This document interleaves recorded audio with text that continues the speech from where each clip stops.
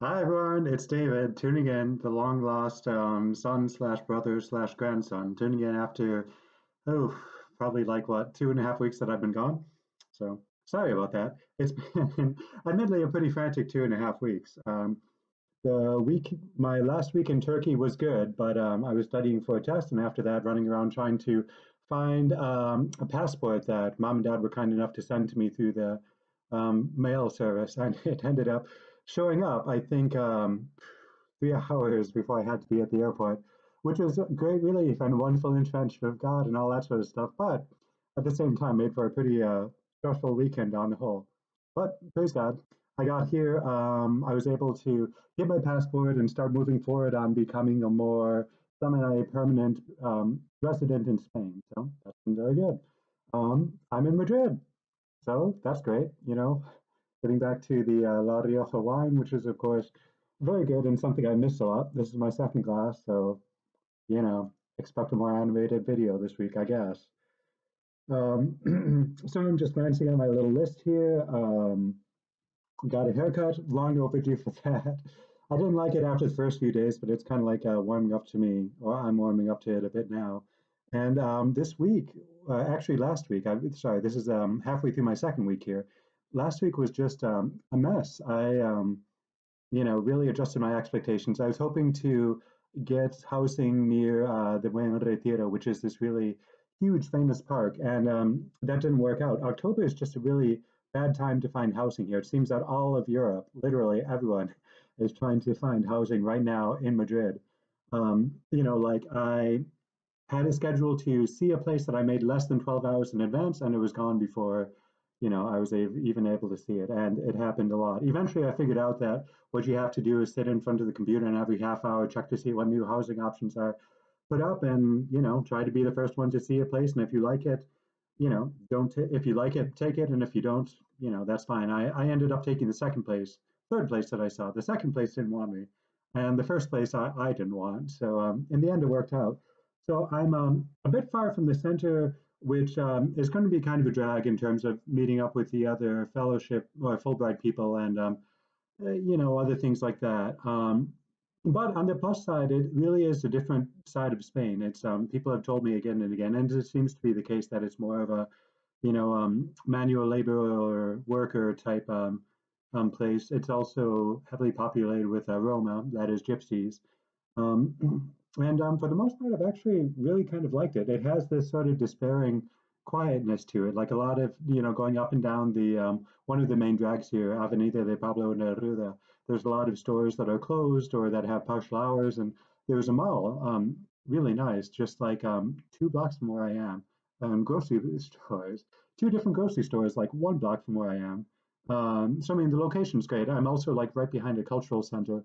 Sorry, this is a lengthy tangent to get back to the um, bad things happening in the community. But there's a cultural center, and every Friday they do a different movie. They have like a ceramics class, creative writing class, dance classes. So I missed the sign up. It was back in September for this term, but come winter I might sign up for something. And wonderfully enough, there's apparently this music group that gets together and does like traditional Brazilian music, and they needed an alto saxophonist. So Thursday, 2 days from now, I'm gonna go by, and they said for a small deposit, I could, borrow the alto and get back to that. I always preferred tenor a bit more, but they need an alto. It's the same fingering, so I mean, it doesn't really make a difference. But it's really exciting. They had like a sample of music on their website, and I just really liked it. And it's just, gosh, it's been like 10 years, I really think. Probably 10, maybe 9 years since I played. So, it'll be really, really nice to get into it. I've missed it more than I thought. Um, so anyway, continuing the tangent of good things before I go back to bad thing. The model has this incredible gym too. I mean, I love working out, et cetera, et cetera. And some of you will roll your eyes about that. But it was a movie theater. And I regret that there isn't a movie theater now, but they took the movie theater and turned it into this like huge movie theater size gym. So I mean, they have classes which I'll probably check out at some point once I figure out how I want my routine to work here. But it's just a magnificent facility. Great music, a really young, vibrant, healthy, active crowd.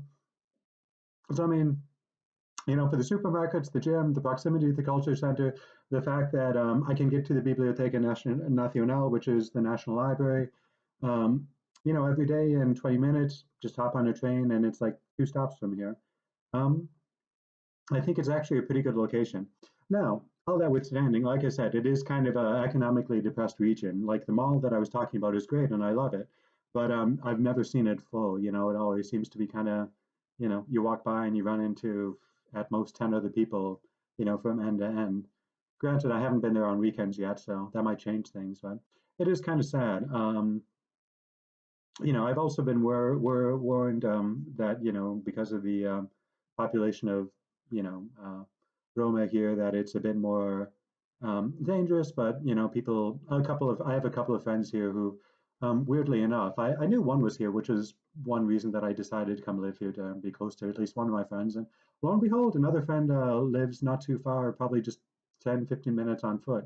Um, so that's good. But they both assured me that, despite the reputation that it has, I guess in the 80s it was, one of the most dangerous neighborhoods in Madrid, but things have kind of tempered and I haven't had any problems. And people have assured me that since I'm right around the corner from the, city hall, that shouldn't be a problem. And I mean, it seems pretty safe. My two friends, both girls, have been coming home at all hours of the night, and they said in the time that they've been here, they've never had a problem. So, hey, that's great. So, I'm going salsa dancing in a bit, midnight, because that's how things always work in Spain. On an early night, you'll get together at midnight and go dancing. Like on the weekends, when you're really, really going out like to the nines, it's like, 2 or 3 in the morning. We'll see. I'm kind of old for 2 or 3 in the morning, and we'll see how midnight goes tonight. Um, yeah, so that's pretty much it. I'm still kind of trying to find a routine here. They just came and installed the internet today, and I was working on that conference paper. Finally finished. I sent it off to passed it by one of my Spanish friends who checked through the grammar and said it was good for the most part, and passed it to a couple of professors who, hopefully, if they have the chance, will check through the content and tell me if it seems all right. And I'll be presenting it on the 17th. So I guess, yeah, actually next Monday, come to think of it, sooner than I thought. Monday will be a kind of a busy day. I'm also going to a talk that my advisor is going to be in town for and is giving. So tomorrow's the national holiday, Columbus Day, of course, who's pretty big, pretty big figure over here in Spain, of course. Um, but Thursday, Friday, hoping to go to the Biblioteca Nacional and start working on my dissertation now that things have kind of smoothed out. Like I said, going out salsa dancing tonight, I'm just going to kind of take care of my massive backlog of emails and, if you really want to know, emails, bills, WhatsApp messages that I have to send, and just a couple of other things to get things established. And I guess just to figure out exactly what kind of routine I want. They would probably go to the gym in the morning, then head over to the Biblioteca Nacional. And it's just tough because I don't really know like the best way to bring a sack lunch, and sandwiches aren't really big here. And well, I don't know, something I have to think about. I could bring like a tuna salad every day, but I mean, tuna smells, And I guess I don't want to be the guy in the lunchroom that always has like a, lunch that smells a lot like tuna every day, day after day. Anyway, so I miss and love you all. Sorry I've been out of contact for so long. Hoping to, now that I have internet, 50 mega per minute or second or hour, whatever it is, um, fiber optic gloriousness. I'm hoping to be much better about like calling and writing and things like that. So, love and miss you all. Look forward to seeing you in December, and that's all. Ciao.